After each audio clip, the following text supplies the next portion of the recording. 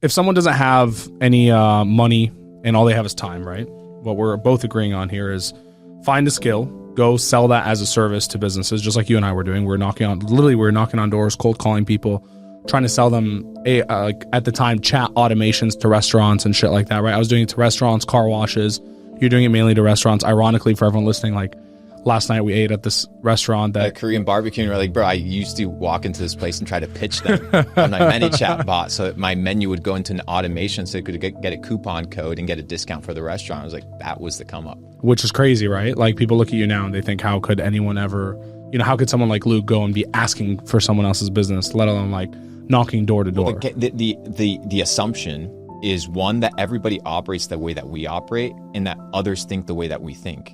And when I remove that fallacy from my framework of thinking, I realize that other people are willing and able to do insane things to gain insane results. And one of them is, usually you see it on the internet, is assuming that others have luck or that they have a special card or a special attribute that you don't.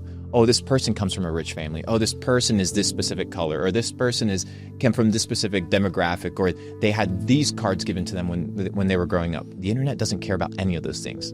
The internet democratized opportunity. It doesn't care about skin color, race, religion. It does not care. If you provide value, you get paid in proportion to the value you provide. And I think that that's the beauty that the internet has given us, is there's no more lying.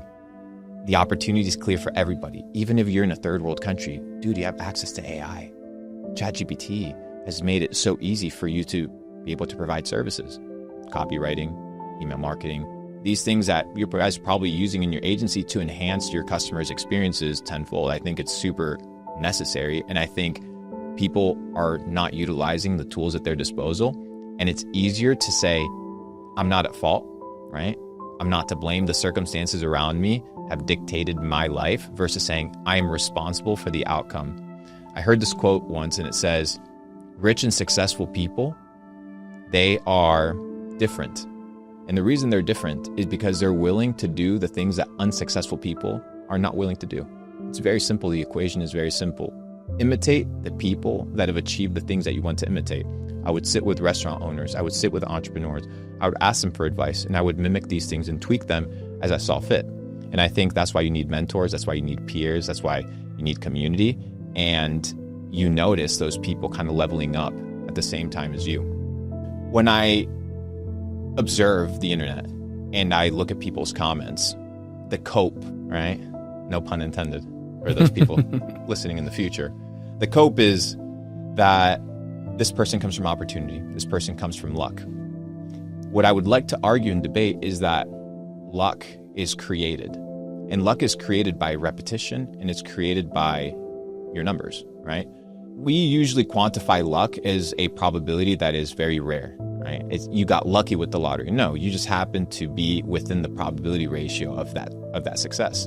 So it's not that luck exists or doesn't exist, is that we can increase our luck and our probability of success by repetition, by the hours that we input. And to go back to your question is, okay, somebody wants to make money. How? Well, you can't make money if you suck. So the first thing you need to do is develop a service-based business or a skill that you can get paid for. If you suck, if you have no skills, turn off the podcast right now. The rest isn't for you.